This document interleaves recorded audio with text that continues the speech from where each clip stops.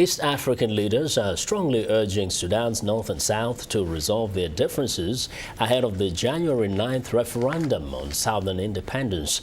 A one-day summit in Addis Ababa ended on Tuesday without agreements on key disputes, including border demarcation and oil revenue sharing in the event of secession. Now, as South Sudan prepares for the referendum on its independence, the U.S. Holocaust Museum here in Washington has a new exhibit on Sudan. VOA's Carolyn Turner has that story. The Holocaust Museum in Washington sponsored an exhibit titled Our Walls Bear Witness, Sudan at the Crossroads. It featured photographs by Pulitzer Prize-winning photographer Lucien Perkins. The huge images that were projected on the exterior facades of the museum are a prelude to the Sudanese referendum. The chairman of the U.S. Holocaust Museum, Tom Bernstein, is proactive about educating the public. We've done a great deal to alert the public to threats and instances of genocide and mass atrocity crimes around the world, from the ethnic cleansing in the Balkans to the systemic and widespread use of rape as a weapon of war in eastern Congo. In 2004, we issued a genocide emergency alert for Darfur, Sudan, in response to escalating violence perpetrated by the Sudanese government and its allied militias against civilians from the Fur, Sakagwa, and Masalit ethnic groups. As the evening air chilled, the museum projected the memorable images on its facade. Night after night, the photos cast stark images onto the museum walls, showing survivors struggling to rebuild their lives. We've worked steadily to raise the profile of genocide prevention in both public and policy communities and teach people that it's far better to act ahead of the curve and prevent these crimes from happening than to pay the financial, moral, and human cost of waiting until it's too late. The images depicted showed people at risk and people who were persecuted as much of the world stood by. The goal of the exhibit was to educate visitors about the history of genocide, something that cannot be changed, and the future which can be changed. The director of the museum's genocide prevention program, Michael Abramowitz, recently returned from Sudan.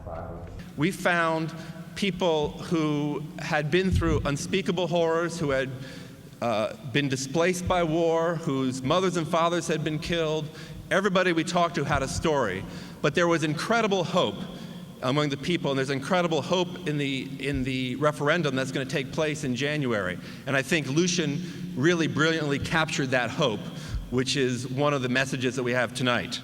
Omar Ismail, a Darfur refugee, wants the world to organize against the government of Khartoum. Today, 3 million of them are IDPs warehoused in refugee and IDP camps. This is another phase of genocide. The government of Sudan ran out of targets, villages to burn. But the civilians are contained.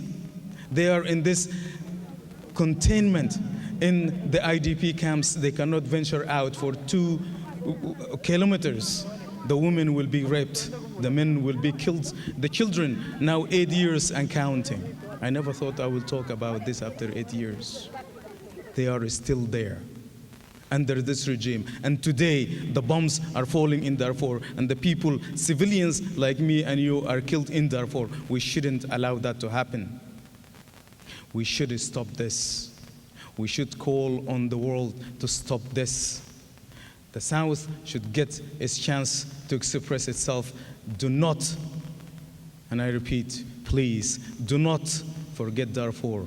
Simon Deng, a former Sudanese slave, says the government in Khartoum declared a jihad on the people of southern Sudan. With no mercy of anything, it slaughtered southern Sudanese, and 2.5 million of them perished. And again, the world did nothing, even though the international community and the place I call United Do Nothing Nations was watching. They was watching and being mentioned by Ambassador before that the UN will be sitting in a place with food in their hand, but they cannot go to the southern Sudan because they was not given a clearance, because the South were declared as a war zone. Yes, my fellow human being, probably you know the tragedy. Bernstein believes the museum's mission is to make genocide prevention a priority. Tonight we are all witnesses in the hope of preventing violence, securing peace, and protecting the people of Sudan. As January's referendum vote approaches, Sudan, a nation devastated by decades of war, has an uncertain future. Carolyn Turner, VOA News.